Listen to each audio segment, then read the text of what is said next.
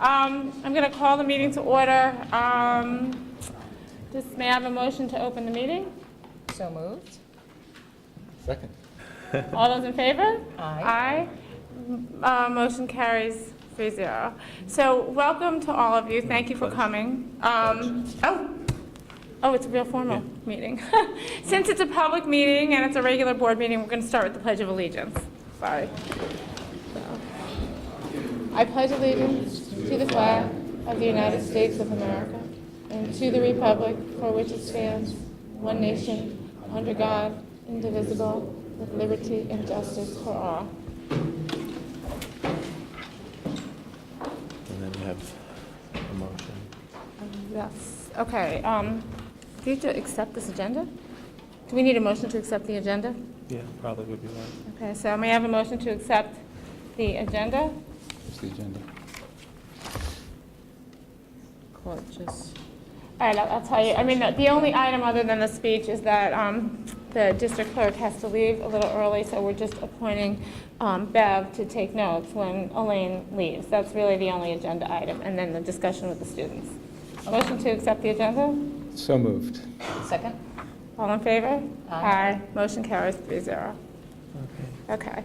So now I can start. Thank you all for coming. I know this is a really important topic, and I, for one, am really thrilled to see how engaged you all are. I think it's very important for all of us. Today's purpose of today's meeting is really for the board and the community to hear each other and to hear what your thoughts are. As you can see, there's 3 board members here. We're not using this as a forum for us to have a discussion. That will be on Tuesday night at the board meeting. This is really just a forum to get a sense as to how everyone else feels.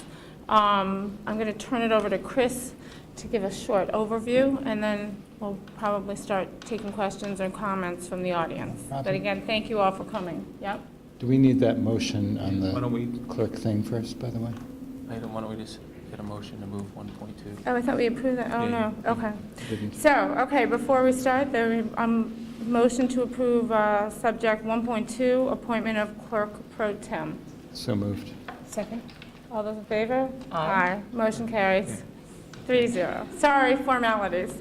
Okay. I think now I can turn it over to Chris to give the overview for today's meeting. Sure. Well, good afternoon, everyone, and it's great to see everyone here today. And obviously, we had some real passionate, as I've said before, meeting going back to the last board meeting end of September, and it was very clear at that time that we needed to have more opportunity for public discussion, more opportunity to engage different folks in the dialogue. And in doing so, personally, and then certainly collectively with the board, we knew it was necessary to engage our student body, and recognizing that there could be challenges for folks to be able to attend meetings in the evening, we have scheduled this meeting to be able to have the opportunity maybe for some students to attend that wouldn't be here at other times. But with that said, we're glad to see so many people here. Students, we're certainly proud to see you come out and to be able to represent something you believe in and participate in this conversation.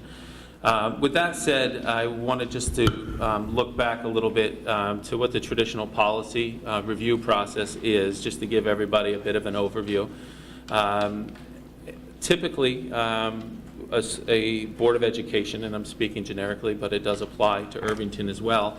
When you receive either guidance from New York State School Boards Association or attorneys that represent the district that review policy for us, and there's a need for an update to a policy. An update may grow out of new laws that have been implemented. It may come from case law that then impacts the context of a policy.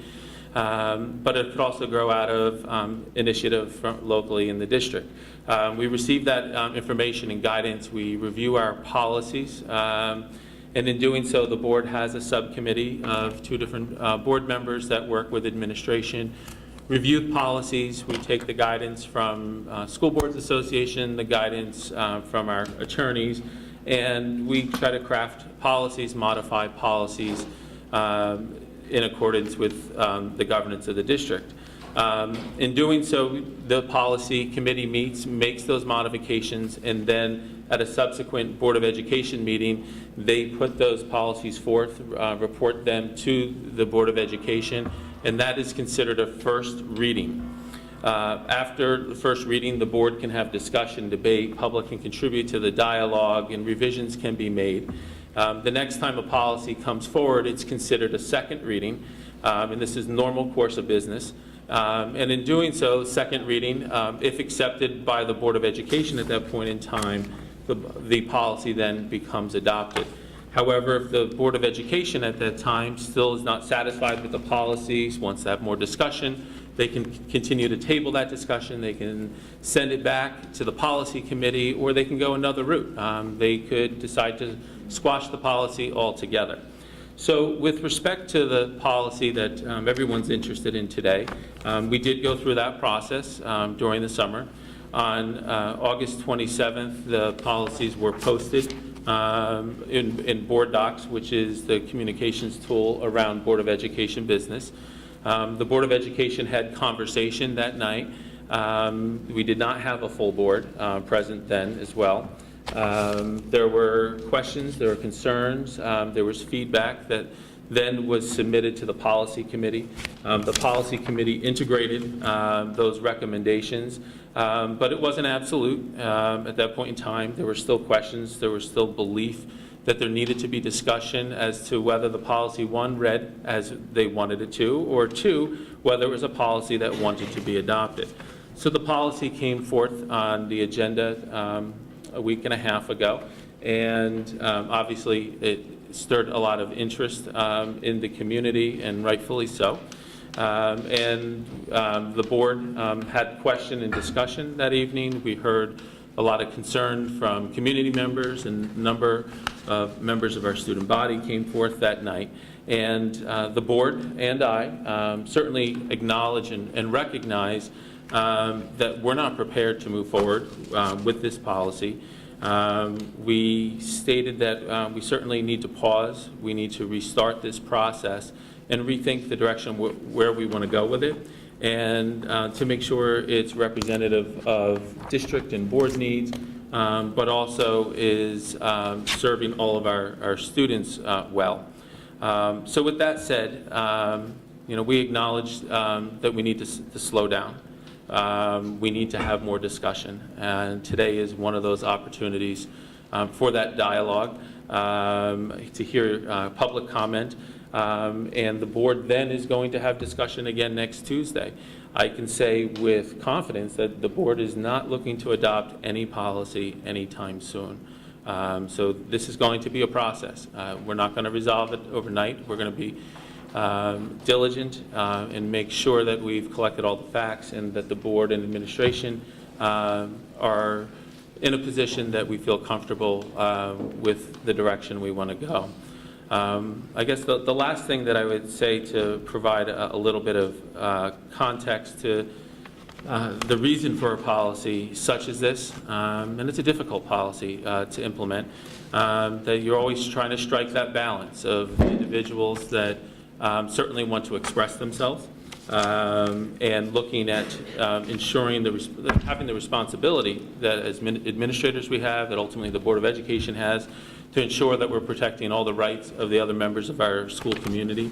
And we need to make sure that we don't have disruptions to our learning environment. But with that said, when you look at those few desires there, those few needs or requirements that we have, a lot of times things get lost in the body of a large, lengthy policy. And in doing so, I think some of that is what brings us here today. And I have to say that I'm eager to hear the comments that you have to share. I believe that you have an important voice as students, as parents, community members, to weigh in on this type of dialogue, and to allow the board and administration to hear your thinking, to make sure that the board's governance is representative of not only the district's needs, but of the beliefs and the values of our community. And just to be clear, and then Chris touched on this, but there are certain policies that are law that we have to adopt, and there are certain policies that it's up to the board to decide what kind of a district we want to be and what kind of policies do we want to have governing our schools. And we don't have to legally adopt them. This is clearly one of those policies that it's not a legal requirement. This is my opinion, but I think everyone would agree it's not a legal requirement.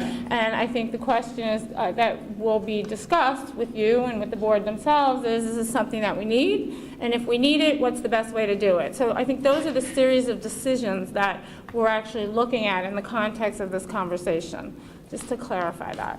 Yeah, and to Mrs. Kerner's point, there are policies that school boards has that are identified as required because of law, as stated, and then there's those that are recommended, and this would fall into the recommended category.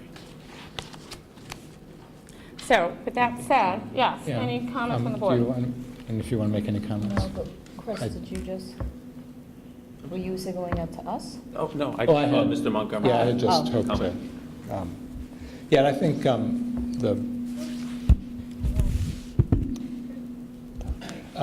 mean, there's a lot of, we as a board, thank you.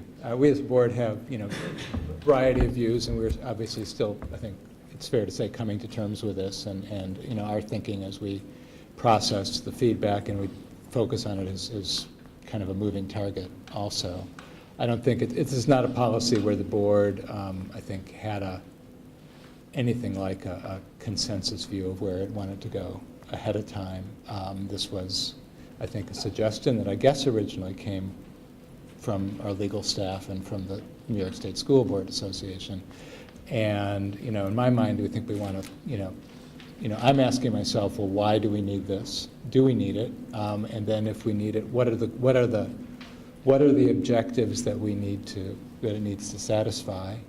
And what are the ways to satisfy that are most in keeping with the educational mission, whatever legal constraints we might have and objectives, and the values that we as a community want our schools to reflect. And obviously, all of the First Amendment issues, while, not just as a legal point of view, but in terms of the values that I think we all think are very important are a big part of that. So, it'll be interesting to continue to have this discussion. So that said, I'm going to open the floor to you all. So if anyone has any comments or any questions, suggestions they'd like to make, we invite you to the mic. So, thank you. And just a reminder to please state your name from the record and confirm that you're a resident of our district.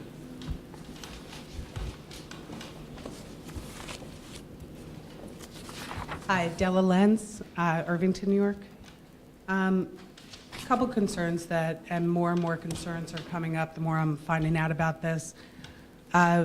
From the discussion today, I think one of my biggest concerns is that the board and the administration seems to be driven by the lawyers rather than by the stakeholders and the students and what their needs are and what's going to best suit our students and our needs as a community.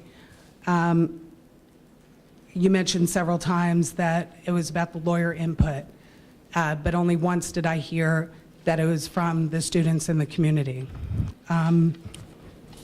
My second is we're walking on very thin ice here. I'm reading through the policy, and I'm assuming that this came directly from board members since the two people that are sitting on the policy committee, they're the ones that brought it to am I correct or no? Who wrote the policy?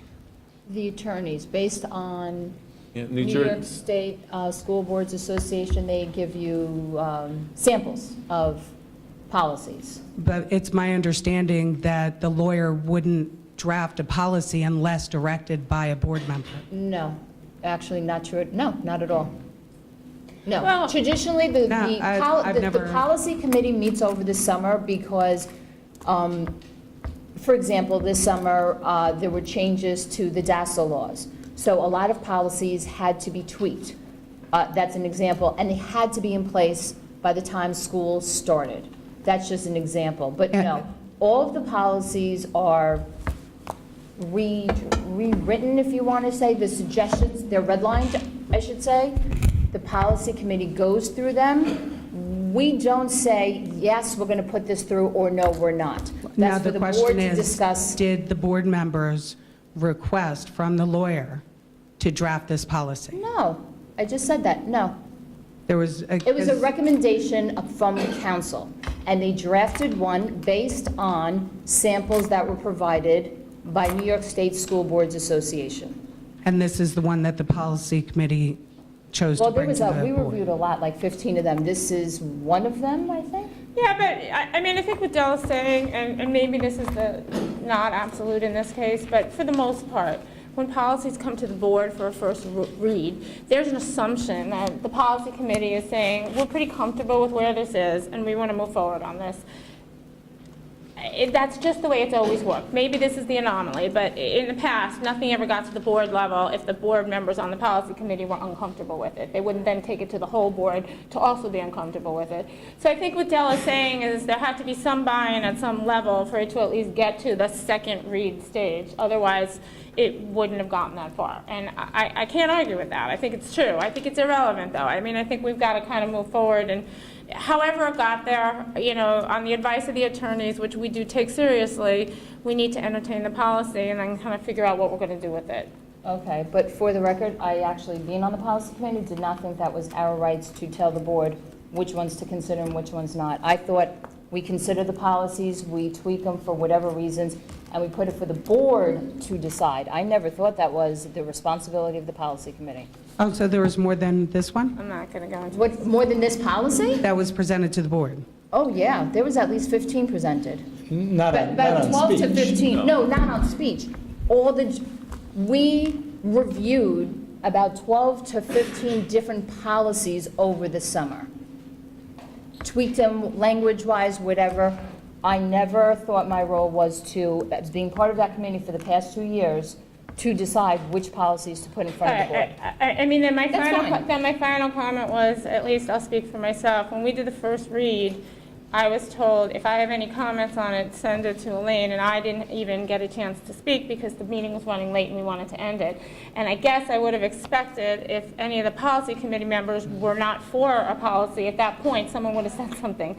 I don't know why we would have gone to No, second we read. tabled that one purely because we You were ran out only of one, time? no, we were 3. And we felt it was very important that everyone have a voice on this, on certain policies. Yeah, That's why we tabled that's- them. That's accurate. I just Yeah. went back and watched the video of it last night because I Okay. thought it might come up. Yeah. But that's Okay. exactly what we did. We thought this one, I mean, I spoke and said, this is, you know, this is going to require a lot of discussion, and this is a really, Correct. potentially a really big issue. Little did I know. You know, so we said we should So wait, you- we should hold on to this till we have all 5 board members here. This was the last week of summer vacation, and it was not a meeting to make big decisions like that. And anyway, it was only the first read, and we weren't even going to make we weren't even Right. passing it through as a real first read. And maybe it was not you know, it wasn't quite our intent at that meeting to have it up for approval at the next board meeting anyway, though it sort of came through that way, which is unfortunate, I think. But anyway, it didn't get approved, so it's kind of irrelevant now. Okay, so, sorry. I know a lot of people want to speak, so just for the record, I'm concerned with the vagueness of many policies that have come out, and it just seems like they're the policies that I've been seeing, I can't speak to all of them, you know, my plate is full, but it just seems like they're very driven by the lawyers rather than the students, the parents, the teachers, the community, the administration working as a whole. So that's a big concern of mine. We talked, you know, and it references the code of conduct, but like we had discussed, literally everything that a child could do, possibly do, is listed in that code of conduct, or could be perceived as being disciplined for a child. So my concern is the vagueness, and you know, it's pretty much any expression that somebody could perceive. When I was growing up, we grew up in the days of Boy George. People dressed like that. You know, nobody made fun of it. Some people did, some people didn't. You know, it's an expression, and because of we did it during that time, That's why people are okay with being open about their sexuality. And it was the controversy, and it was the, students getting their parents angry because they're talking about sexuality because our parents didn't want to hear it, that we got to this point. So if you want to stifle a student's expression, what are we going to miss out on later? Injustices that are done today that we don't even know about. Because like I said, my parents didn't see an injustice. It was just wrong. And we were the kids were wrong for even speaking up against it. So, stifling this is really going to hurt our students. Putting case law on this that doesn't even reflect what the Constitution is meant to be, Tinker, is citing Tinker as a reason for this. I hope these kids go and read Tinker. Go and read the other case law. And if you read the little nuances, it doesn't, and the case law that they are referencing, it wouldn't even apply to us. Okay, so do your research, learn a lot, speak a lot. Anything that you don't feel, we went through it, we paved the way for you guys. Yeah. Now it's your turn to pave the way for everybody else. Thank you. Thanks, just in the interest of time, because hopefully a lot of you would want to speak, we're going to try to see if you could keep your comments to about 3 minutes or so that we could get as many people in as want to speak. Thanks. Hi, I'm Dylan Ye, live in Terrytown. I'm a senior here at Irvington High School. I wrote a little speech last night. Good day, Honorable Board of Education.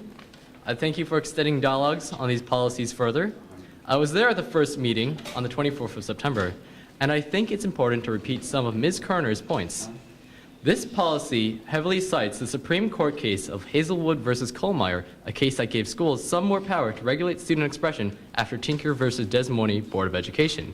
But Ms. Kerner noted that 7 states have passed legislation that actually conflicts with the Hazelwood ruling, and so at the end, even Supreme Court decisions aren't set in stone. Further, it was noted that these new policies are only recommended by the New York State School Board Association, not mandatory. If the NYSSBA truly believed that this policy was 100% necessary, would they not have made it mandatory? These policies may be needed in other schools in New York, such as a school in upstate New York where homophobia is rampant, or maybe in the inner cities where schools must be careful of gang affiliations and symbols, but we are Irvington. We are not in Cuyahoga County or Brooklyn. Why enact this policy, then, in my mind, that doesn't even pertain to us really, and just exposes the school to so much more liability? The local MIT education counselor came and spoke at the last meeting. He said a foreseeable outcome of passing these policies would be a school of conservative students, students too timid to try, students unwilling to fail, students not taking risk. And maybe that's good in your minds and what you want, but that's not what colleges like MIT and other top-tier colleges would like to see.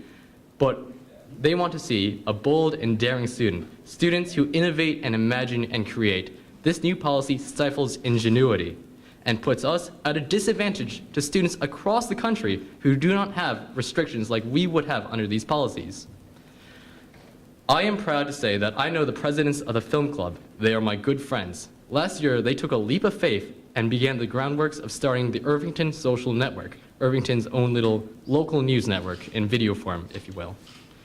But under these policies, they will need 5 days to get approval from the building principal. Then they would need 5 more days to get approval from the superintendent. And then they still must be told exactly when they could release such student expressive material. That's ridiculous. Keep in mind, those are business days, so the least amount of time it takes to get approval is 2 school weeks.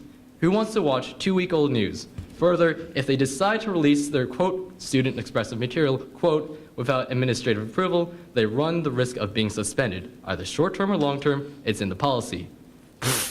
It's not even worth it at that point. It's not worth their energy. But I mean, I guess the school would be happy? I don't know, yeah? I don't know. So, I mean, let us have a school where students idly keep their heads down, bury their noses in scantrons, and live in a society that actively dissuades kids from being unique and instead promotes mediocrity. I'm a senior. I'm out of here in 8 months. But I appeal to the board for the sake of the district, which I love, and its future students. Please do not pass these policies.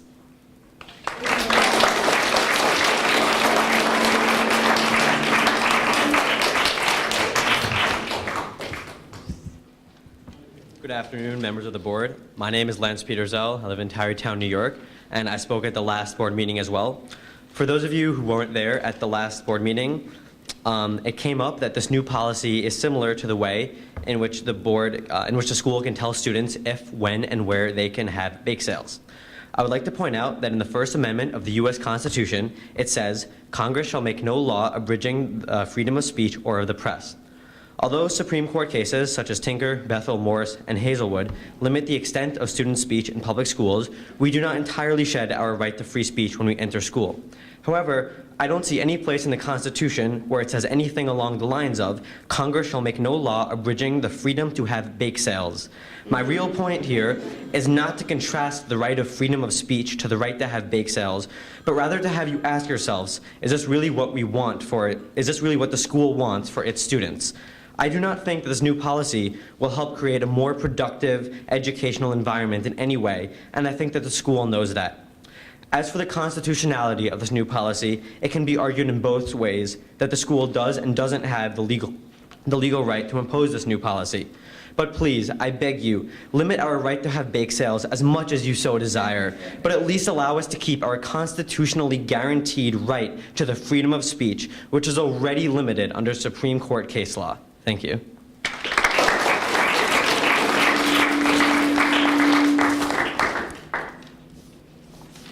Adrian Noller. I just have a few questions for the board. A question was brought up about the policy committee. If the policy committee's job is not to review the policies that come before the board, what is the job of the policy committee? It is their job to review the policies, but to make the determination whether to put something in front of the board to accept a policy or not, I don't believe is our responsibility. Like, does that make sense? Well, no. So in the 2 years you said you've been on the policy committee, all policies you've seen have then gone to the board. Yes. Why do we have a policy committee? Can I jump in for a second? Yeah.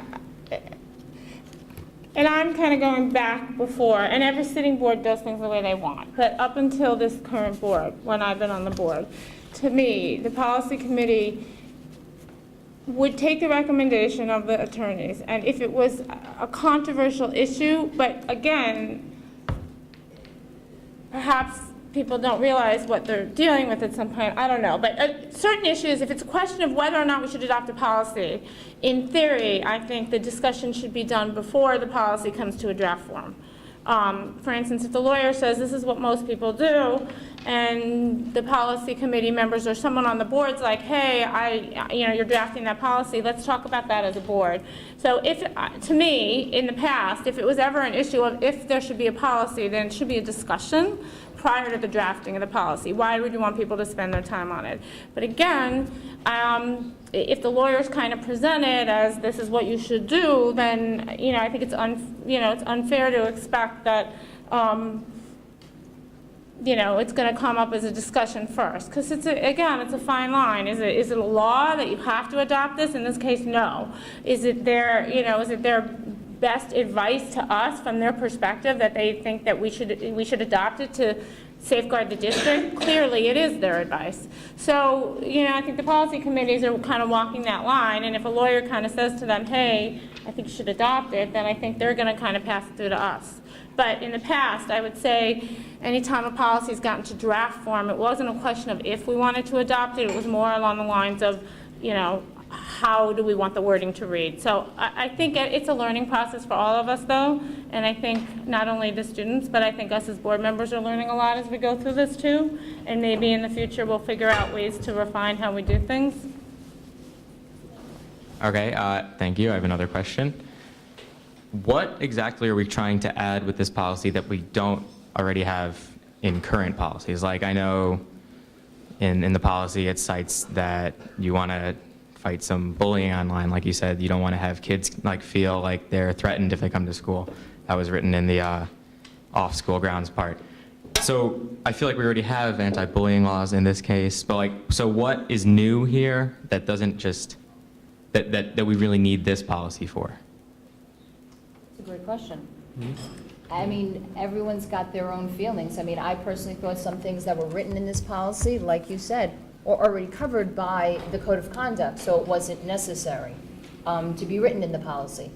And going back to your original question, taking any other policy, I've never thought it was the policies. I'm not putting my own personal views. I'm one member of 5.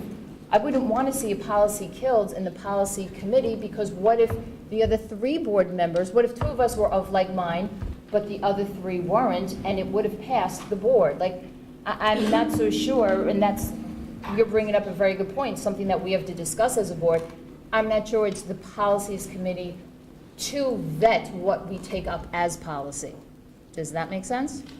I don't see the point of the policy committee. Well, because there's a lot of, when you have these policies, there's, whether it's grammatical errors, typos, things that don't make sense, that lawyers put to us, but as a non-lawyer, doesn't make sense. So we clean it up, we make some changes, and then even then, certain things get through that someone else might catch.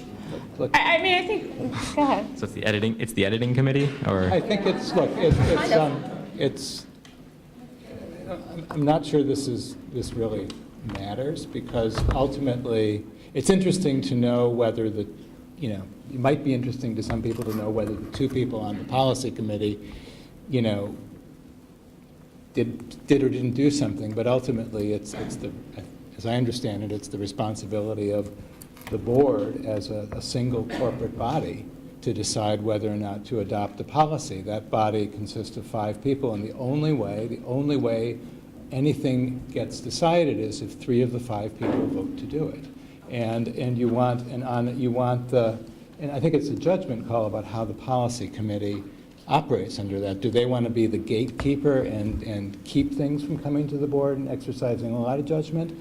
Or do they want to exercise a very little judgment and just be a pass-through from lawyers and let the broad board? And I don't know the right answer to that, but I think there are different approaches to that. Let's have some order. So really, it's Mrs. Cashin who keeps on going back, but you keep on talking to us, and I don't know why. This young man brought up a great second question. I think you should answer it, Mrs. Cashin. Okay, can you? Well, so other than the off-school grounds bullying, for instance, what in your minds is new with this policy that we don't have covered already? I think what my take was on it was a set protocol on when and where, like someone earlier referenced about the bake sales, when and where it's least intrusive to hand out any information. And it might not be a newspaper, it could be whatever it is. Just like Friends of Football asked for permission, this is how I look at it, Friends of Football asked for permission to come to sell homecoming t-shirts, for example. When is the best time and least intrusive time to hand something out? So Friends of Football asked that under current policies, though, correct? And they got permission under current policies. It's one of the constitutional rights to sell t-shirts. Have there been intrusive incidents that we would need this policy for? Right. I mean, I think in all fairness, look, if you were at the board meeting, I think you realize that there's a range of feelings we have on the board right now, and that might change as we have the discussion. But some of us felt pretty strongly that we didn't want the policy, certainly the way it was. Others were maybe not as clear or not sure. I think for me personally,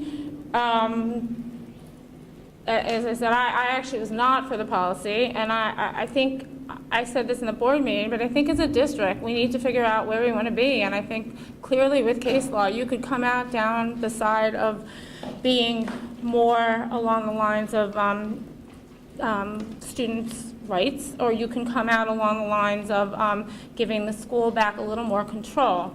And to me personally, I think we need to look at who we are, we're Irvington, what kinds of kids we have, and what's going to enable us to function best as a district. That's how I came out where I am, but everyone needs to make their own decision on the board. And there's different reasons why we will make that decision. Yeah, I agree that we should decide on where we need to be, but I don't know that we need to go anywhere, I guess is what I'm saying. Thank you.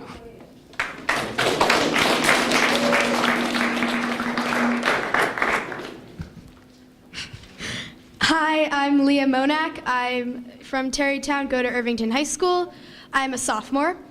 So I would just like, I guess, to clarify exactly what the policy wants to enact in our school, because there have been a lot of rumors floating around about things that the school would like to do in forms of like off-campus expression and how, like, what's okay, like, I guess, in a way, what would be considered disruptive to the school, what would be, what you really, I guess, want to put forward and change, because there's a lot of rumors going around. You know, I think like any law, it's subject to interpretation, and I think it would be impossible for us to sit here now and tell you exactly what that meant. I think it just laid out what the rights of the schools were, and they're often interpreted by how it's enforced. So I don't think we can answer that right now. I think it's like any law. It really would be subject to interpretation. Well, I assume that everybody's read the draft policy and can see the paragraph in it. Yeah. There's nothing more than the policy is what it is. It's what's written down. Right. I mean, it's not like, right. Draft You'd policy. never get a policy that went so far as to list out individual things. I mean, that's just not how policies are drafted. So that's a really, it's kind of an impossible question to answer. I think as students, we're just worried because we're not exactly sure what might be considered as, I guess, like intrusive. And that's a huge concern as students, because we might come in one day and we might say, like, just thinking something's normal, like maybe a flyer or something, or maybe we just like we're with a group of friends, we're dressing up like for something like outside of school, like I don't know, like for a promotion or for I guess a charity or something, and we might, or something that we would consider as fine, but we're not sure if the board would consider, and that's, I think, what's hard, because we don't know what you would consider as intrusive, and that's what our problem is. I think you're getting to the crux of this discussion, which is, you know, when you have a policy in place, then you've got to worry about that question versus, at least to me, if the policy's not in place, then it seems like inherently there might be a little more rights to the students. And again, what kind of a district do we decide we want to be? And there's good things and bad things on each side, clearly.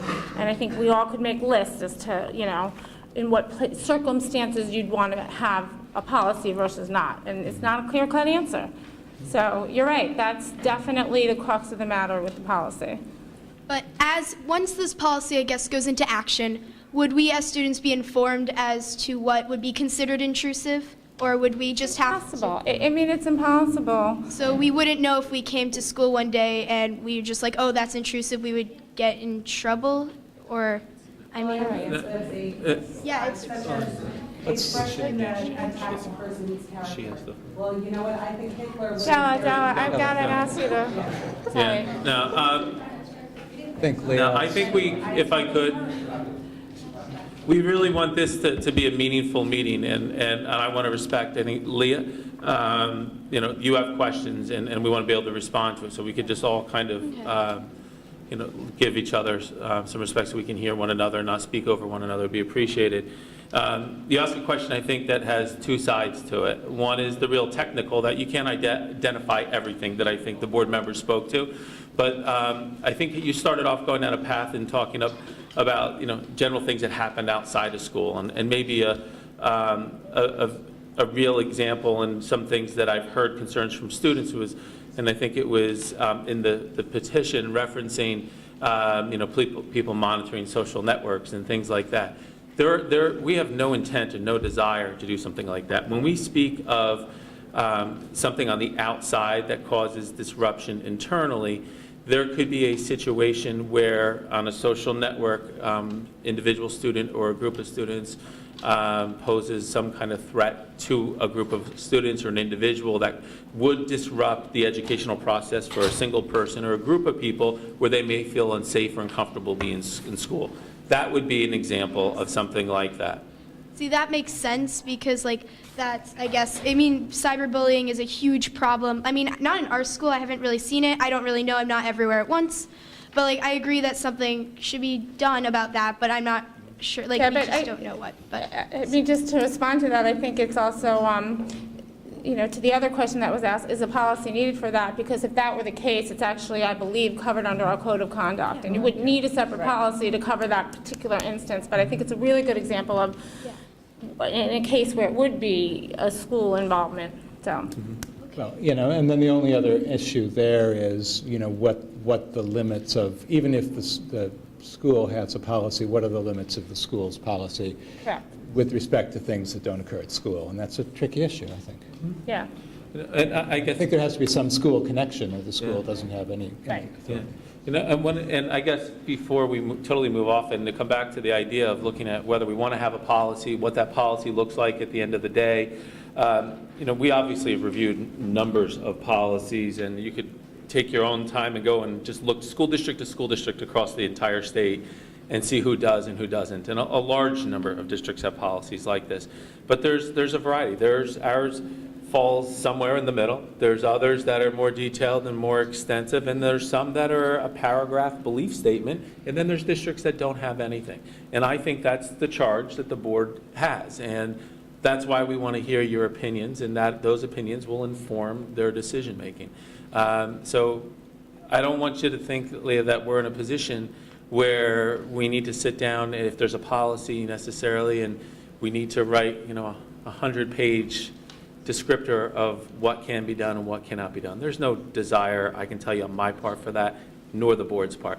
We're trying to wrestle with whether or not we need to have the policy, and if we do, what it looks like. Yeah, I mean, I think it seems like a lot of the speech, you know, things, bullying or whatever, are already covered somewhere in our policy framework. What's really different, and I think what is clearly a concern is the review process that this policy puts in place, saying that you know, materials that express something, newspapers or whatever, have to be reviewed in advance, and that's the thing that's different about this policy, to my mind. And that's, you know, other than that, we've got policies against all sorts of bad behavior, and we're already covered, and people will get in trouble if they do these bad things. It doesn't really matter. Then the question is, do we want to have a more structured regime? And I certainly have not been sure that we do, but that's, you know, something we want to talk about and hear about. Thank you. thank you. My name is Alan Zeiss. My son is a junior here, and we live in Tarrytown. I live in Tarry Hill. And after listening to some of the kids, well, young adults, I should say, I really think they really should get a round of applause, because these are great kids. And I was just, as you were telling this young lady about cyberbullying, I was just wondering, what are the penalties of cyberbullying in the school? In other words, is this within the jurisdiction of a school, or is this a parental? It gets complicated, I mean. No, if it's very clearly embedded in law that if there's a disruption within the No, school I environment. know the law. But I'm just saying, what are the school's penalties if this does happen? Or has it happened? Have you ever had This to the to code of intervene? The subject, those things are identified in the code of conduct and something like that, No. depending on the scope of a situation. Has there ever been a case in Irvington where punitive action had to be taken for cyberbullying? You know, For cyberbullying, yeah, there's been. Or any kind of bullying? Of course there has. On a mass scale where you had 40 kids? I'm sorry, I didn't hear your last. In other words, I'm thinking about internet, going beyond what goes on in the school. And I don't know, I mean, I pulled out something off the internet. It's a study done by it's called Supervising Cyberspace, a Simple Threshold for Public Schools Jurisdiction Over Students' Online Activity. This was done by the Boston Law Review, which I'll give you guys. And it goes through a lot of cases, and it questions what the jurisdiction is of schools relating to outside activities. I mean, I think there should be more of a parental, I understand we should have a zero tolerance, but I'm not sure. Do we go to the police if this happens? Or do we want these kids, or they should if it's really violent, where it goes beyond our scope of imagination? I don't know if that has ever happened. I don't hear about these cases. I mean, I think if you read in the code of conduct, and it's just my impression, we as a board actually don't get involved in the day-to-day discipline and disciplinary actions with the students. But in the code of conduct, as Chris said, I think the terminology is if it disrupts the school staying, that for the most part, I can tell you the last place the school wants to be is policing the social media of Well, the that's what students. we're doing. But, well, we don't want to do that, and I'm just saying that. I think I speak for everyone. I said that is not a position we want to be in. We are just looking at the schools and how it affects the schools. And again, I think it's covered in the code of conduct. But it is not our intention, and I'm happy to say this, ever get involved in, off campus if it has nothing to do with the school. It's But not our reading the place. policy, it leads me in a different direction. No. That- I think I understand your question, and, we're certainly, as Mrs. Kerner said, that we don't have the desire, the will, the manpower, anything to go and police social networking. We are obligated by law, and there's more than one law references of it, but most directly I would point you to the Dignity for All Students Act, which it just was updated this year to include information specifically pertaining to that content of cyberbullying and the roles and responsibilities that a school has. So if there's an instance where a particular child is harassing somebody through any kind of online forum that would be considered cyberspace, right? That, and if it is interfering with that student's ability to obtain their education or access their education, the school district is legally required to intervene at that point in time. Have situations like that happened in Irvington? Things like that have happened in Irvington. We cannot obviously discuss specifics I'm not asking about for students, but things like that have happened in Irvington, and I'm sure you could walk along the river in every town you enter, they will be able to report situations as well. All right, but I just wanted to just mention. I said there has never been a greater need to empower young people to achieve their full potential and become agents of change, no matter how large or small. We know that young people who experience certain formative life lessons before they are launched into independence have an advantage once they leave home. These lessons are not the ones measured by SAT scores or ACT scores.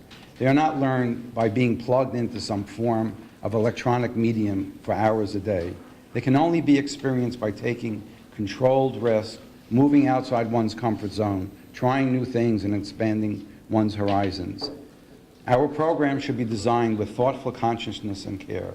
I encourage you to ultimately extend your faith in our current system and trust and join our students in an experience that fosters their passions, that mold a foundation for responsible behavior for their lifetime. Thank you. Thank you. They want like 5 to 10 on everybody. I know. Again, we're gonna, just in the nature of getting everyone to speak, if we can keep your comments short, we'd appreciate it. Why don't you give it to me? I'm Jackie Powell, and I'm a senior. And I just wanted to start by thanking you guys for having this meeting. It really means a lot to all of us that we have the freedom to, as a community, discuss problems like this. So I'm just starting off by thanking you. But getting into my main point, at Irvington High School, we have a very unique culture. We have very innovative students, and we have students that are creative and are unique and not the usual cookie cutter type of personality. As probably most of you know, we have school events such as we've got homecoming, we've got all these Latin Club events, we have Latin Club elections and Saturnalia, and we put up posters to illuminate that these events are going to be occurring. And the fact that in this policy, it says that to review a poster of such, it must take 5 to 10 business days. In my opinion, I feel that that would hinder the flow of these events that we've been known for years. I also feel that to try to take away events that we've worked hard to really develop and to make them less of what they already are, I don't think that's fair to us students. And just to conclude, especially with Latin Club, the elections happened maybe around a week ago, and what all of us do is if we're running, we put up these very, very witty and comical posters. And that's sort of been the spirit of Latin Club, and that drives who the kids are who participate. So to hinder those elections, to hinder the events from happening as smoothly, I don't feel that that is necessarily fair to us, you know, because we put work into these posters, we put work into these events, and it's not, you know, some of these are very substantive events, others are very silly events, but there is still work being done. So I just feel that the work that we do should be valued, and these events deserve to flow in the ways that they should. Great. Thank you. Thank you.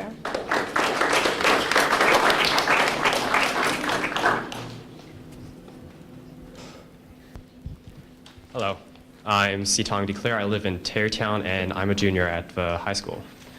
When I first read this proposal, one of the first things that struck me was a paragraph that claimed jurisdiction over, I'm going to paraphrase here, any sort of media intended for distribution to the broader school community. My question is, when does the broader school community become a student's private life? If I'm with a group of friends and I want to talk about a movie I just watched, is that the broader school community, or is that my private life? Because we're all a part of this community. Excuse me. The Supreme Court case, Schenck versus United States of America, in 1917 gave the government the right to abridge the First Amendment when, in the event of clear and present danger. I'd like to argue that what this regulation proposes is not a measure to stand up against any sort of threat to the students. It's simply a measure in response to perceived threats that may or may not be a significant issue. We appreciate the board's attempts to protect the safety of the students, but we must also understand that there are certain lines that must not be crossed. Now, the advent of the internet, mostly, that starts to blur these lines, because all of a sudden, expression on the school ground or off the school ground may not necessarily be school-related activities or expression. One Facebook post taken out of context has landed young men just like me, it's like any of my friends, in jail for a significant amount of time, which I feel it's wrong. So I'd like to appeal to the board to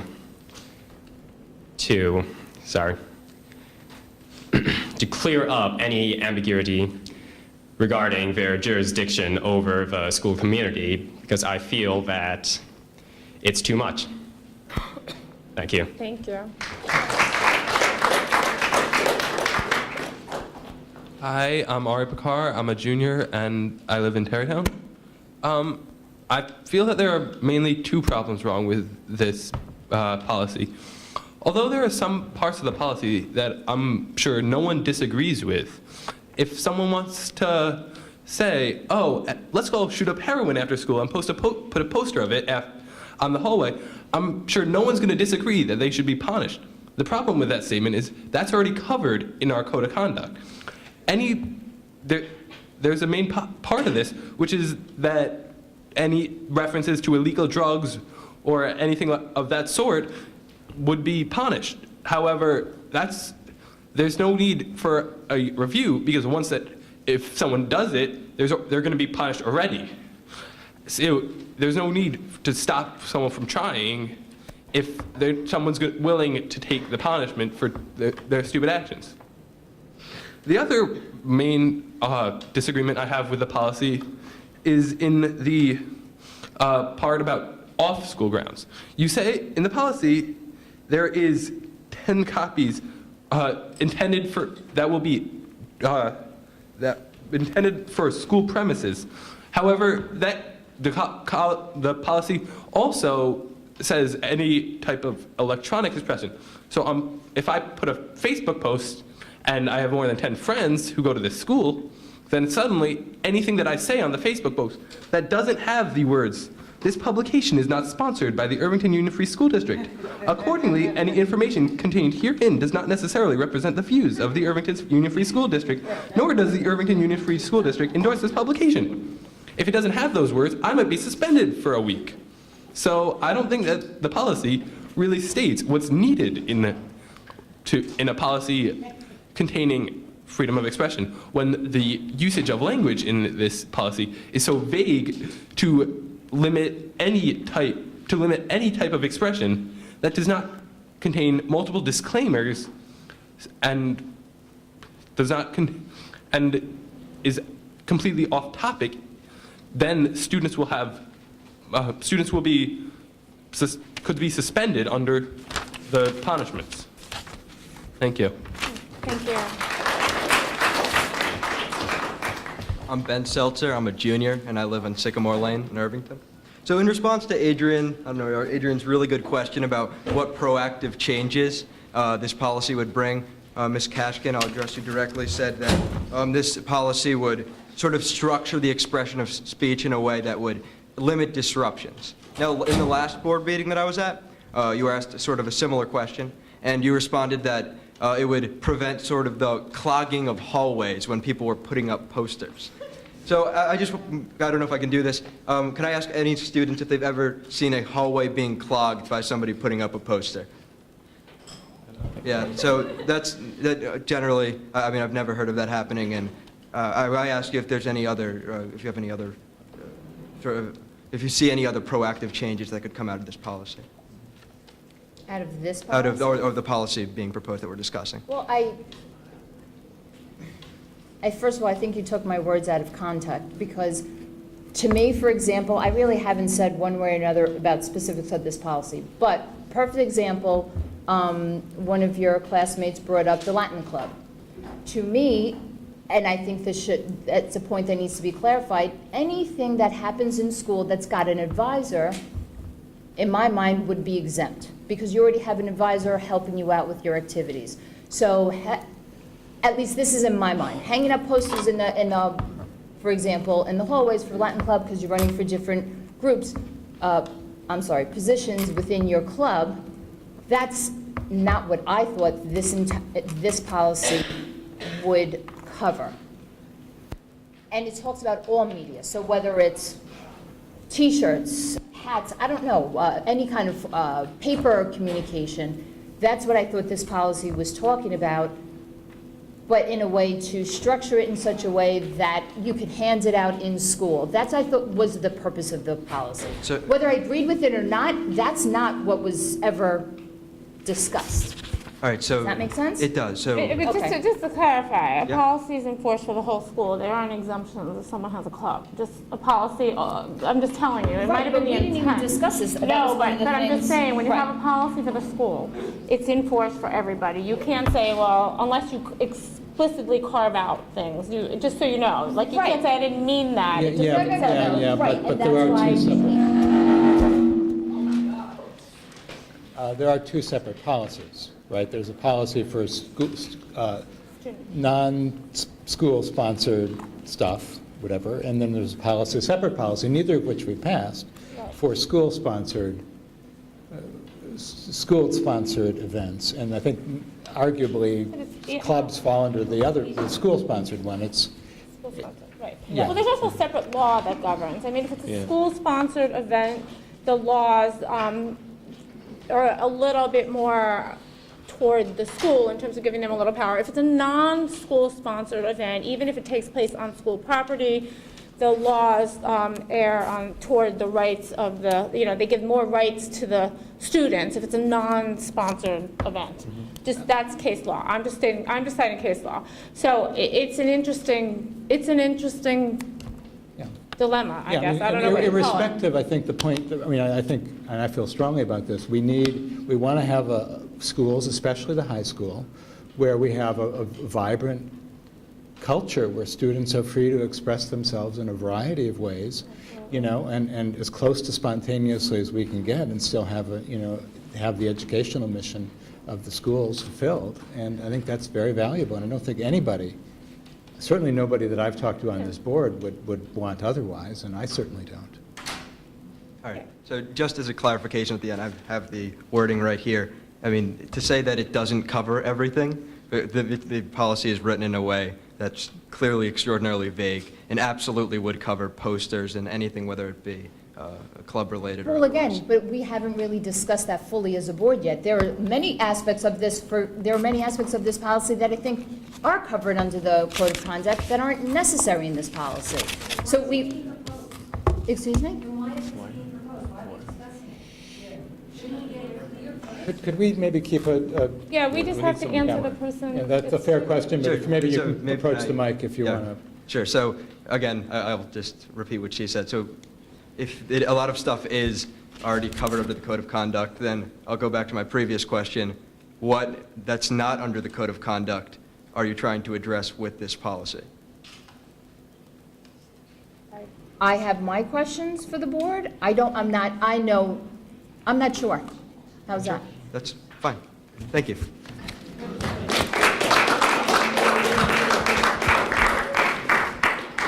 Hello, my name is Elizabeth Newtig, and I'm a sophomore. And I think that social media and expression through social media is sort of the way of the future, and entire organizations depend on social media to express themselves, organize themselves, and recruit members. And if this is the future, and if this is what we're going to be doing for the rest of our lives, then why should we be restricted on this, and why should we be paranoid that the school will look through it and sort of, and we be restricted on it. There seems to also, we should be taking full advantage of the future and embracing the future and not be restricted on what is going to happen in the future.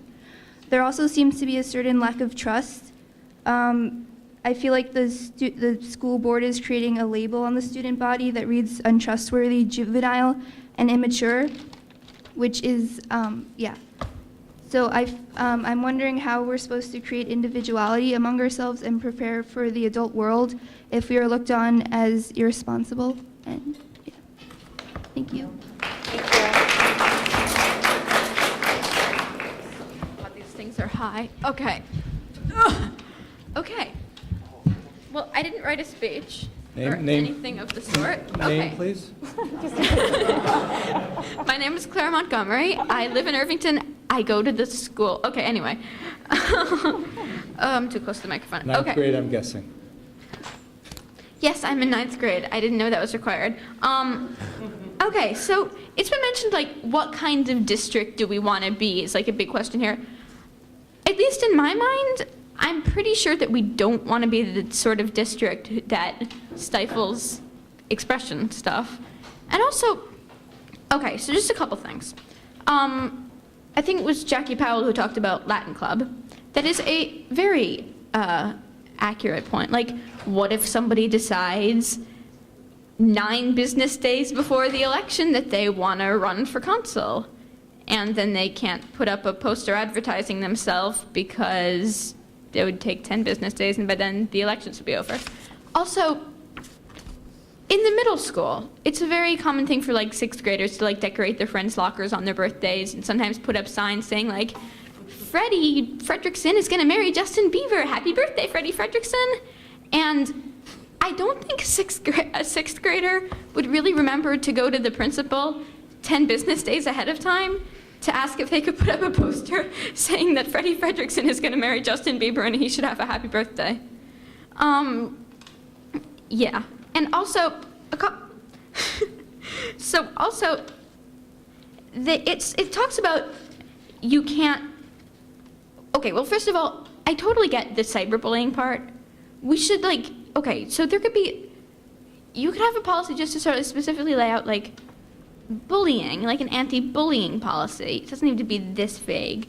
And also, a lot of the things I've been hearing is like, oh, you're interpreting it wrong. But if it's so interpretable, then what if you just suddenly get a principal who decides that any talking about, I don't know, pick a subject.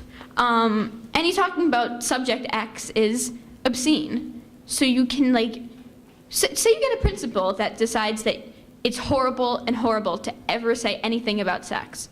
And so it leaves it so much up to the principal. The principal could just say, oh, that's obscene. And yeah. Also, there's a couple other things. It says, the material is free from advertisements or promotions of blah, blah, blah, blah, blah, or not permitted, and stuff not permitted to minors by law. Okay, well, I get that you can't go around school advertising cigarettes or crack cocaine. But, I mean, also, it just leaves it up to the principal. What if the principal, in some weird way, decides that, condoms are harmful to people? And it says that they can...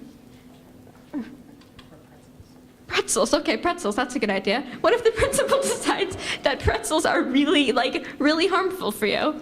And if you go around, and then, because it says you can stop it if it says, advertises products or services harmful to minors. So then you can't say anything about pretzels in school. So, yeah. And the same thing with, you're not allowed to say anything about, it, cannot say anything, that advertises illegal activities. But then that brings me to sometimes laws are wrong. In the past it was totally illegal for any sort to have any sort of homosexuality. And so then if you go into school saying it's okay to be homosexual, you can't do that because it is advertising something illegal. I mean, that's not the case anymore, but, or that sort of thing. And also notice in the beginning, you said, the lawyers say to you, this is what most people do, and then you do it. And we're taught very early in our sort of inspirational, stuff, don't follow the crowd, be an individual. So why are you doing it just because your lawyers say it's what most people do? And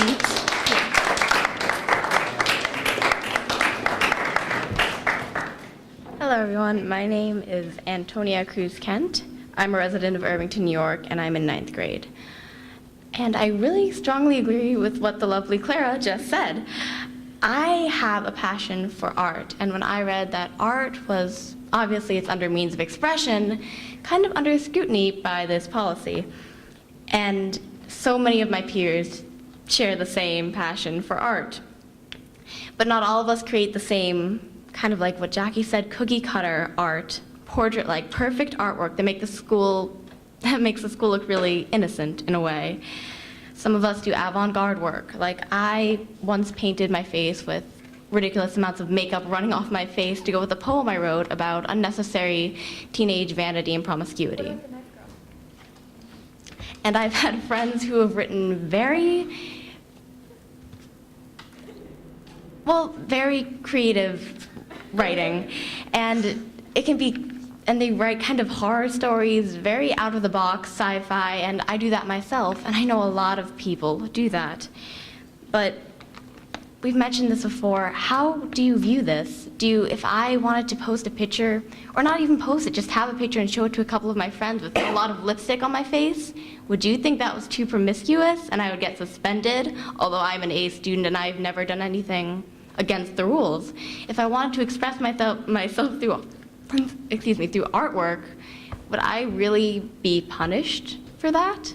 Art is a matter of interpretation, and you really cannot put a limit on art. Thank you.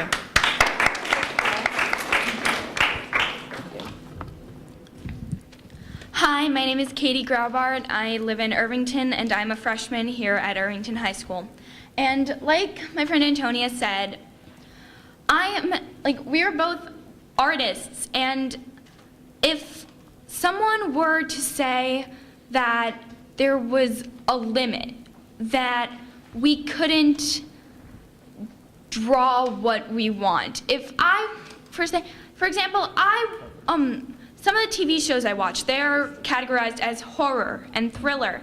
If I wanted to draw a character from one of those shows in my sketchbook, but because that show would be considered too gory even, if I were to get in trouble for that, I just think that's unfair. Also, I'm gonna bring up the topic of film club, which is creative, Leah over there. It is creative outlet for all of us to write, produce, act, direct, to create costumes and makeup, and basically do whatever we want for a movie. If we wanted to make a scary movie, or if we wanted to make a scary movie that could possibly be considered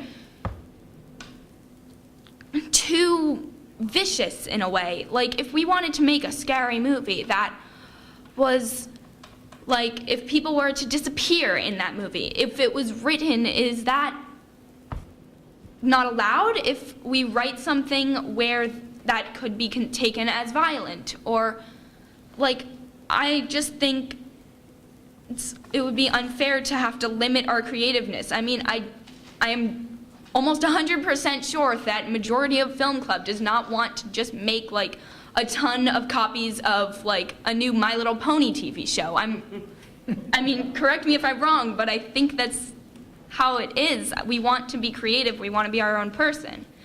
And also bring up like expressiveness. We have been told from like first grade with these character ed assemblies to be our own person, to wear what we think represents us, to create what we think represents who we want to be as a person. But if we're suddenly, like Jackie Powell said, I know everyone keeps referencing her, she had a good speech, but if, like she said, we don't want to, like, if we're the cookie cutter kind of school, it's not really, there's nothing fun about that. There's no individuality. Look, I think you make really good points. I don't think the intent, I speak for the board when I say the intent of these policies is never to stifle creative expression. But that it's something we have to look at. Is that a fallout from the way these are written? So I think it's a really good point, but just so you know, that was nobody's intent at all on any of these policies. So, yes, but thank you. If something, like if a shirt or something, like I have a friend, she like, some of the bands she might wear, if some of her shirts might have a skull on it for a band or something. Like, if that was considered to be violent or against the rules, would we get in trouble? Like, I just think that our expression should be as it is. If there is if there's an issue with bullying or with anything like, or illegal substances, just to broaden the topic, if that's already covered in the code of conduct. So I just don't see why we need another thing saying what we already have, but making it harsher. Thank you.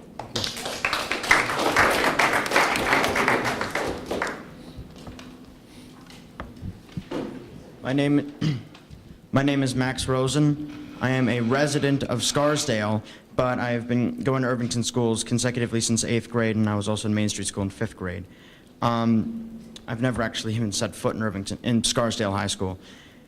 I just want to say that I understand the reasoning behind creating a policy like this, and I understand why you would want to create a policy that restricts explicit or inappropriate content. But you stated several times that you don't even have a complete idea of what you're doing. There's a lot of the policy is very vague. You're not sure of all the details. So I don't understand why you're considering this policy before you have all the details hammered down. I mean, I'd understand once you fill in all the holes and make sure everyone understands that this is just blocking out explicit content that could be easily interpreted as offensive, then I'd understand. But at this stage, in understanding it, just at this stage, I don't understand why you'd be considering this policy to be passed as it is. Okay, thank you.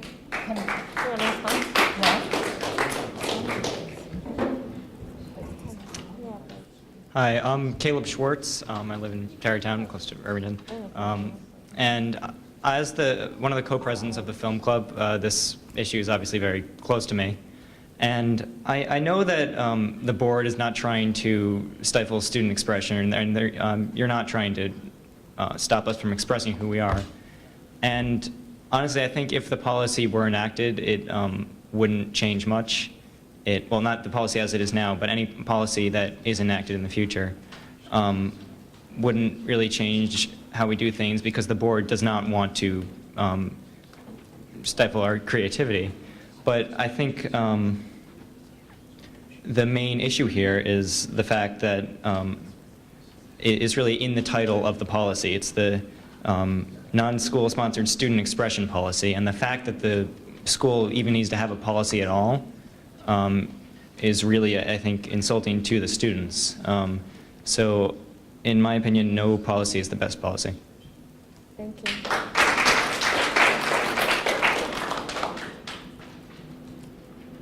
I am Jordan Sahone. I'm a freshman, 9th grade, Irvington High School.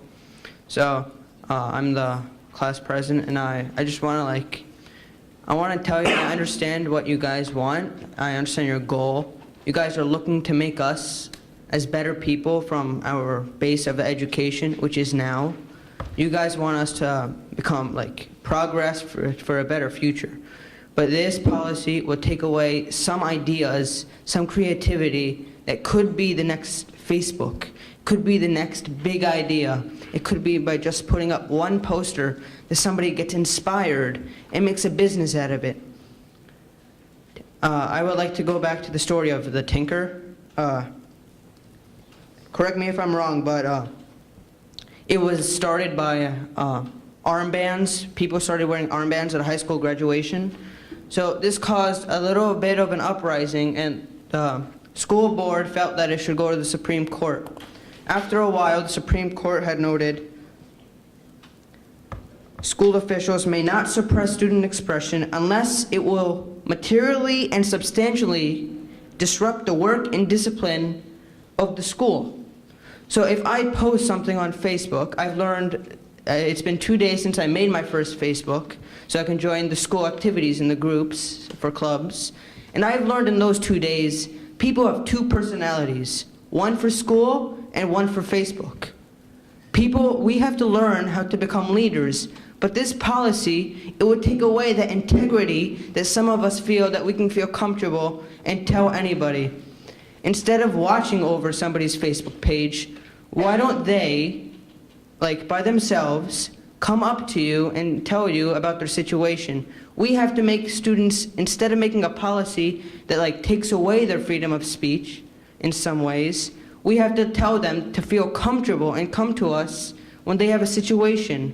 We must be there and take them in with both hands and not push them away with one hand and accept them with another. We have to be able to be there for every situation, because this little kid who might have a poster one day might become the next Bill Gates. That's it. How you doing? I'm Jake Lance. I'm a senior. I'm not going to get that specific, but I was just curious as to, well, I mean, it's clear that we all can acknowledge as board members and as students and parents in the community that there are obvious loopholes in the policy and things that, need to be clarified and things that are extremely vague. And, I think we're now coming to acknowledge the fact that, maybe the policy was publicly released a bit too early. And I'm just curious as to, and I'm not trying to criticize the board in any way, but I'm wondering why the policy, since, like I said, collectively we're acknowledging the faults in it, why it was on the consent list for a policy that was, going to go through until, people, or to my understanding, it was on the consent list. And now, it's obvious, like I just said, we're all seeing these issues, and we're going to address these issues. And I thank you guys, obviously, for allowing us to speak, because, like I said, the student input, I feel, can be extremely vital. So I thank you guys for that. But I'm just curious as to why it was on the consent list. I mean, I'll give you my perspective, but again, my perspective was we normally have a more substantive discussion at the first read, but we didn't get there for time constraints. So it got to a point that sent a signal that it was further along the process. That was my perspective. I didn't even have a chance to weigh in until the second read, but I don't know if anyone else wants to weigh in on that. I'll respond to it, Jake. I appreciate your question, and I acknowledge that how it appeared on the agenda led everyone to believe that it was going to be adopted. In the introduction, when I talked about the practical protocols and practices, how policies are developed and implemented, first reading to second reading, I think in hindsight, we all would agree that we should have brought it up as a discussion item and not listed it as that. But it was on the consent list, just to clarify, right? It did appear on the consent right, list, okay. yes. Yeah. But I could say from my position, I don't think I came to the table anticipating that it was going to be authorized, but that's just my impression. Something can come up from a first reading to a second reading and be tabled, sent back to committee. It could be discarded. It was just, I think it got caught up in the process of how business is done, and admittedly was probably a little nearsighted. Right. Yeah, there's, probably an element of just, I think, lack of attention in how we're putting the agendas together. I think the board has gotten into the mode of anything that needs to be voted on virtually ends up now on the consent agenda, and then we go through the somewhat laborious process sometimes of pulling things out of the consent agenda. I, for one, I think signaled from early on in speaking to the superintendent, among others, that I was not going to support this policy. So there was never, I don't think anybody was under the belief that this was going to pass by unanimous consent. Right. So, I think that was carelessness as much as anything else. I think as a student body and parents, I think where we just kind of got alarmed was, it appeared to be, in that later stage of passing it without really, without it really being clear what was actually going to be passed, because it's kind of interesting because there are specific points that are touched upon in the policy. However, when you really look deeper into those points, they're really not that deep, and they're vague, like everybody's saying. So, I think we all understand now that it was just, I guess, too premature in terms of, it being released to the public. But thank you very much. Appreciate it. It was maybe premature, but I do think the hope, was, again, I didn't agree with it, but the hope was to get it passed. Right. Okay. But we needed and we got community feedback, and I think that's been valuable, and obviously that's not going to happen in the current form now. Thank you. And also you should recognize one other point. We don't discuss these policies you're supposed to see how we feel and what our questions are. Whether we have questions and they go back to the attorney, or whether we have questions of the superintendent. We have to have that publicly, which we really haven't had yet, because a lot of people came to the meeting. It was very late. There were other things on the agenda. It was being tabled anyway. But we even haven't had our conversations amongst ourselves about, we all have our own questions about the policy. What its intent, some of it I think is repetitive. It's already covered in my personal feelings, already covered in the code of conduct. So we even haven't really had a true public discussion, which we will have. Right. Okay. Just Thank to you. recognize. Thanks.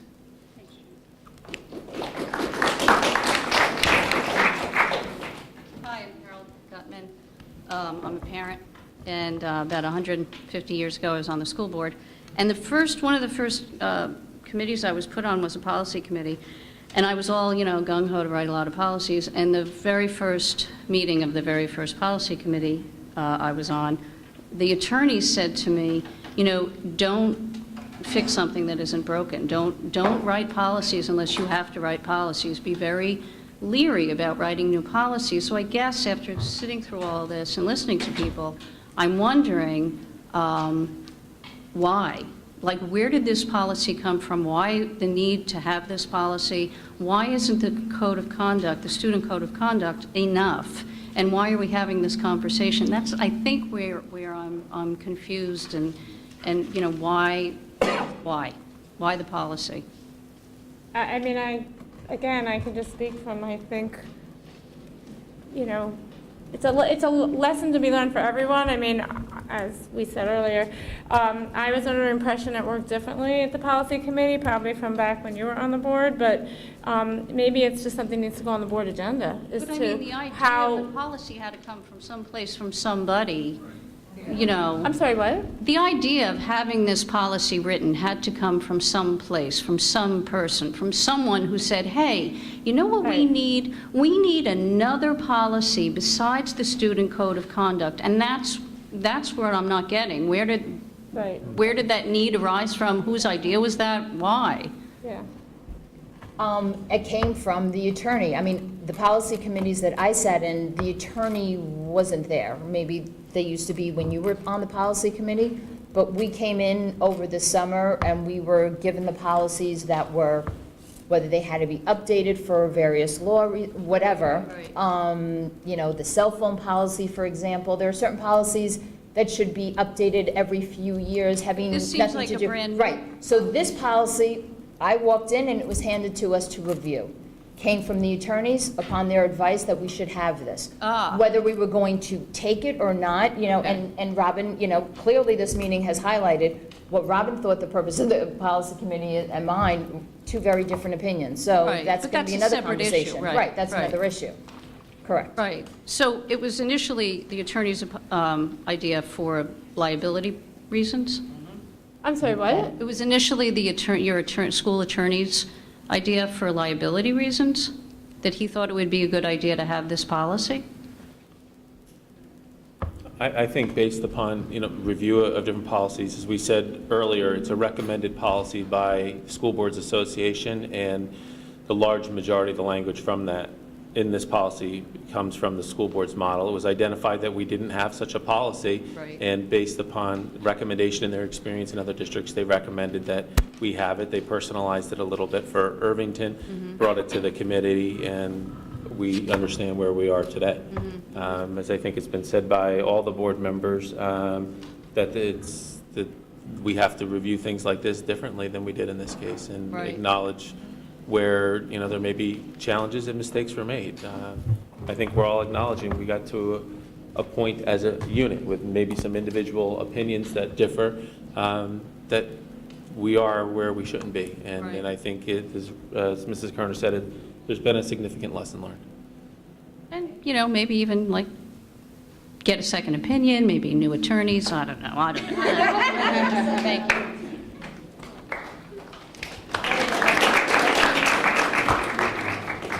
Hi, I won't be long. Sharon Hammer, and you heard me speak at the last meeting. I sent you all letters thanking you for the amazing teachable moments that you've created for our kids, which we saw again today. You've taught them so much about an open society and about the kind of values we want to have as an open society in Irvington. I understand it sounds like the impetus for this legislation probably came from advice from the New York State School Board Association. I spent a lot of time kind of perusing the website trying to figure out where the language had come from. I know the lawyer at the Student Press Law Center spent some time trying to figure out where the language came from. Clearly there was a model out there from the School Board Association. When I did some perusing, though, I found some language that I think it's really valuable for all of us to bear in mind. The New York School Board Association, in comments about, I think it was their campus cyberbullying, said the following: even with the best laid plans, districts may still find themselves in controversy over student speech. A case could be made that a free speech controversy is a good learning opportunity for the community, rather than something to be feared. If the process of community discussion and disagreement is well managed, it can result in improved communication and better policy for the future. Thank you. Before you go, I'm just going to ask if anyone who didn't speak would like to speak before we go to second comments. Okay, go ahead. Mine is real quick. I was actually going to concur with her, and also just the ambiguity in the wording. And I'll reiterate, I'm still concerned with these policies, and like you said, Maria, you being new to the board and being new to the policy committee, you just thought it was part of the process that the lawyer drives this. And somebody also said before that the lawyer is protecting the school district. Well, we need to protect the kids, we need to protect our community, and that's why we have the board. Also, the ambiguity and disruption. It has to be, it can't be a vague, anything could be a disruption. And I would like to have for the record, this in itself caused a disruption in school. So by your own definition, this should not have been allowed, okay? So the ambiguity needs to go both ways. You can't have one without the other. Thank you. Hi, I'm Leah Monek. I was here before. I don't have any questions or anything. I just want to bring some things up. One thing is, as you can see, art is a huge part of our school, and we put up daily, everyday students in the art wing, where it's like, I guess, a designated location for art to go up. We just put it up. Our art teachers, I guess, review it. I just want to make sure, I guess not ask, but just like for you to consider if we would need to bring it to like the principal or whoever you've assigned it to be before we put it up in the art wing. So that's just, I guess, a thing to think about if we have to like review the art before we put it up in the art wing. Another thing is I think the meeting that we had today was good for clarification. A little bit. I learned a lot, but I think in the future this is good. At least I've never really known as a student that I could come to meetings like this, and I think this was really helpful. And I think as far as this policy goes, I definitely think, at least me personally, I would like to get another email about the next time we have a meeting, if we have a meeting like this, after another draft is made, when I think it is a little more, I guess, specific, less vague. So I guess just in the future, like I would definitely like to come to more meetings to learn more about this. So thank you. Thanks. Okay, I'm still Claire Montgomery. I'm still in 9th grade. Just a couple things I forgot to say before. Okay, so just a little thing about the off-campus thing. People have said this before, but like, what if what if somebody just wants to put something up on Facebook? Do they have to email the principal 10 business days ahead of time saying, can I do this Facebook post? If it does anything to do with school at all? Anyway, so also, I'm kind of disturbed that this was on the consent list. I figured that being on the consent list means that you were going to consent to it. And so, like, what? Like, did you just want this to go away quietly? Or, like, what? And also, yeah. Yeah. Hi, Katie. I was up here before. I know last time I like improvised a whole speech and stuff, but this time it's just a couple questions. I know I can't be the only one who, when I read over the document, I noticed there were multiple spots where it was really vague on what you were limiting or what you were watching over. And I was just curious if you could name more than just the Facebook example, or if there. I'm gonna get into those.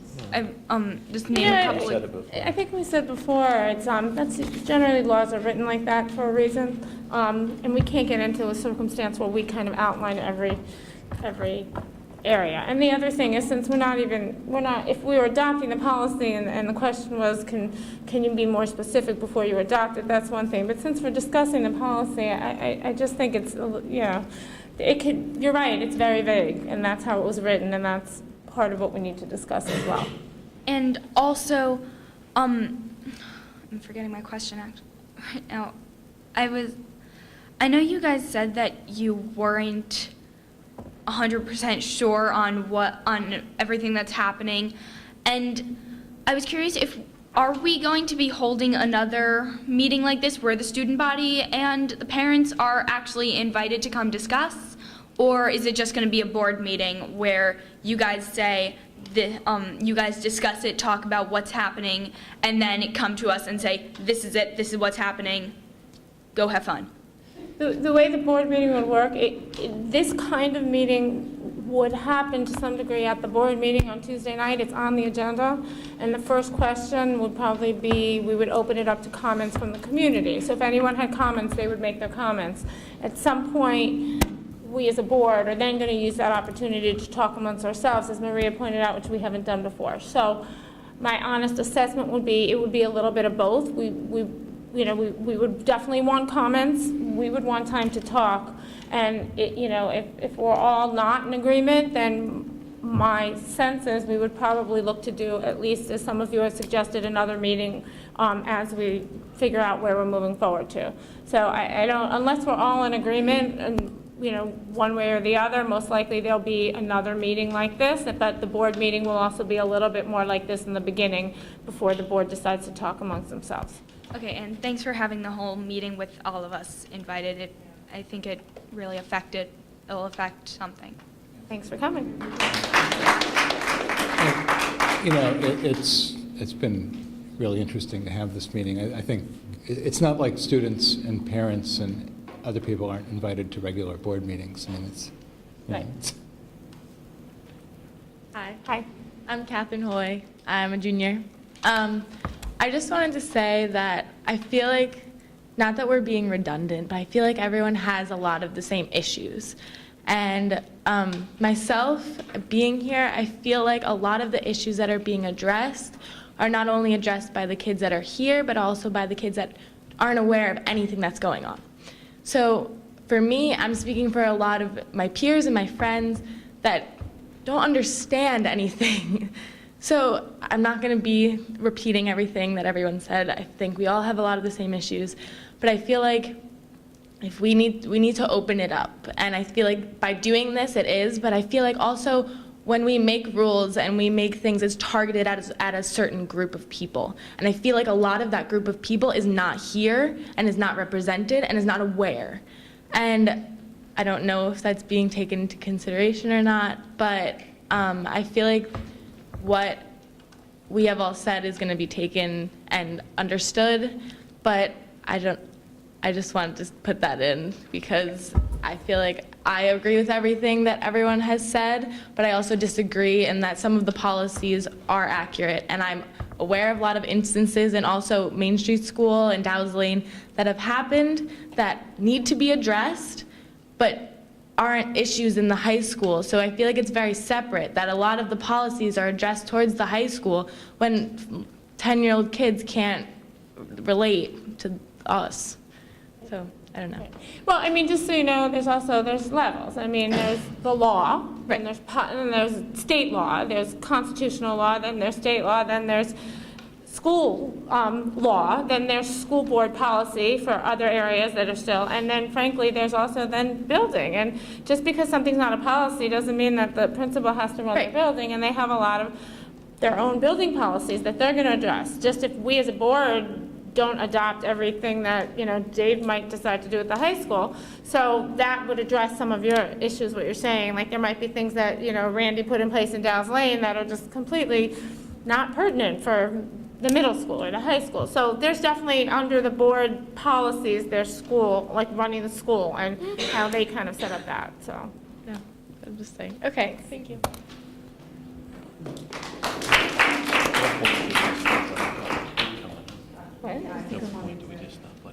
What I've learned here is I don't think that people know that they're welcome to the board meetings, and maybe that's something that the principals and the administration, maybe they can put that as part of the curriculum.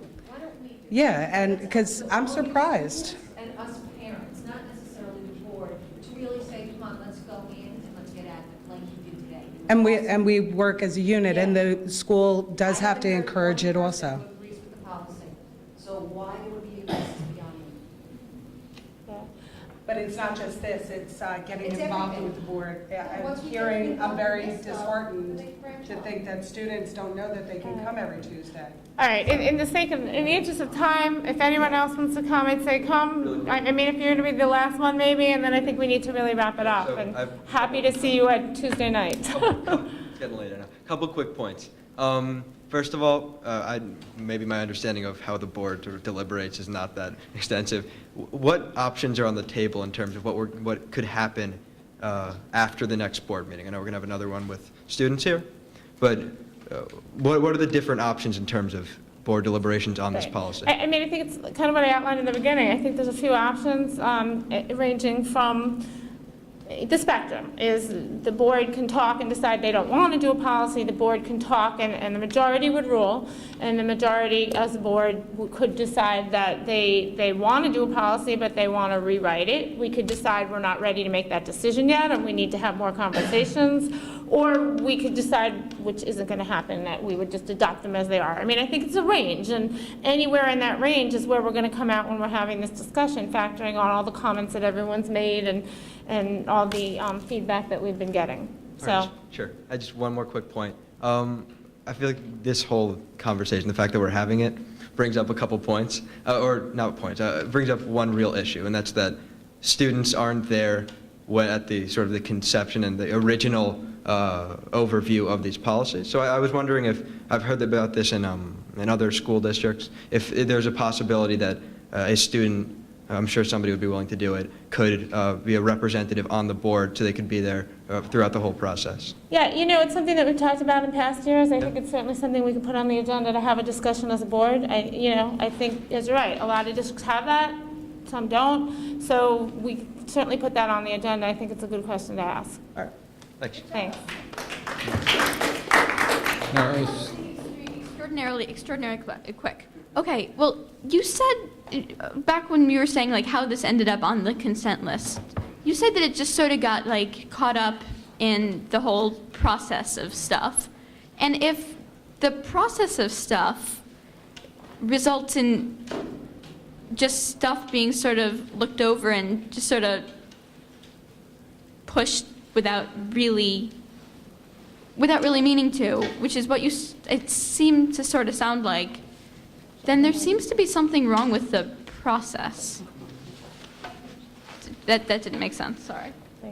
It did. Policy committee? I think she's, no. Does the board have any comments they'd like to make before we close the meeting? I hope you guys come on Tuesday and listen to our discussion.